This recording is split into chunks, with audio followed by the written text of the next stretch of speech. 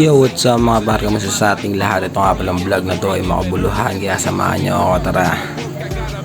At yun nga, papakita ko ng telekinesis. Ayan, ito ang napili yung gamitin na sapatos ngayong araw dahil moving up ng aking panganay. Tara. Lagi na lang daw akong nakaputi, sabi ni asawa, kaya naman ngayon naisip ko pa rin magputi. Pero papatungan ko na itong jacket para medyo may kaangasan tayo ng onte. Umuulan naman kaya lusot tayo nito sa mga Pilipino nagdi-discriminate sa mga boy jacket kahit mainit. O umuulan ha, nakita nyo, lusot tayo. Tara, samahan nyo ako. Punta na tayo doon.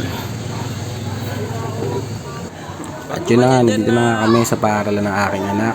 Yan, nakita nyo, hinimod niya na agad yung hagdan. Okay lang yan, matagal-tagal ko naman na ulit bago papuputiin yan. Isang buwan pa ata yung bakasyon mo bago na yung pasukan mo ng grade 1. Yan, from kinder ay mag-grade 1 na ang aking panganay. Yeah, nakakatuwa. Tapos yan nga pala yung decor dito sa kanyang paaralan. Ayan, napakaganda. Yung anak ko, kala niya pipicturean ko siya, pero pinicturean ko talaga siya yan. At yan na nga, ang ganda nga na entrance decor. Ayan, may dalawang nagsiselfie sa gilid.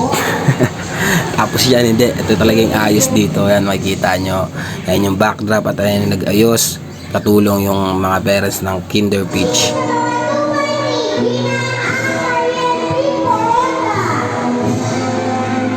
Sinadya ko talagang walang voice over doon sa pagtawag ng teacher ng anak ko para malaman nyo kung sino yung teacher ng anak ko. Kung mag-kinder yung anak nyo, sana dyan yung maipasok sa kanya. Hindi, bawal daw mamili eh. Kumbaga rumble lang, swertihan lang kung sa kanya mapunta yung anak nyo. Nakakatuwa dahil sa kanya napunta yung anak ko. Ang dami naging improvement ng anak ko sa pagbabasa, sa pagsusulat, sa math, sa pakikinig sa amin sa bahay. Nakakatuwa. Salamat po, Teacher Ann. Ito na nga yung march ng anak ko. Yung mga nakasama sa video, swerte. Yung hindi, hindi. Wala naman ako kinat dito, kaya naman huwag kayo magalit. Tapos yan na nga, yung march nga nila. And ayun yung asawa ko at anak ko, kilala niyo naman kung sino sila, di ba? Pinakita ko naman kanina, nagpasakay kami ng tricycle. Ayun yung anak ko, galing oh. Nakaka-proud lang dahil kahit papano, kahit loko-loko ako, eh nakakapagpaaral ako ng anak ko. Tapos nauna nga pala yung anak ko mag-moving up yung bunso. Ito pangalawa tong panganay ko dahil wala akong maayos na footage dun sa bunso ko dahil yung nanay lang yung pwede dun sa loob. Hindi ko siya na-video na maayos, kaya unahin ko na lang ito i-upload. Tapos siya na nga si Joaquin. Binidyoan ko din to dahil ito yung unang kaibigan na anak ko na pagpasok niya sa school na may nakaaway siya. Ito yung tinatawag niyang big bro. Yan nga, si Joaquin nga yan. Sayang lang dahil next year di na sila magkakasama dahil sa ibang school na siya in-enroll. Tapos yan, may ibang classmate pa rin naman si Sian na makakasama niya sa grade 1. Siguro 4, mga ganun. Tapos yan, pamangkin ko nga pala yan si Ember yan. Anak yan ng ninong ni Sian yan. Paring AJ. 2 joints ngayon pinapapost ko sa kanya yan. Kaya lang kinabahan ako baka kasi yung mga lolo't lola yung nagbabantay sa paligid. Sabihin, bad influence talaga to si Tisoy. Tapos yan na nga. Tinatawag na isa-isa yung mga pangalan ng bata sa stage para maibigay na yung kanilang diploma. Ang cute, ang liliit nila, may diploma na. College lang ang peg. Alam ko kami noon ganto kami noon nung kinder, wala kaming paganyan eh. Yung sa bunso ko nga walang paganyan eh, nakakabuisit. Tsaka wala akong gantong kuha, wala akong gantong clip. Ayan, narinig niyo naman, tinawag yung pangalan ng anak ko. Daldal ko kasi, nasa pawang ko na tuloy.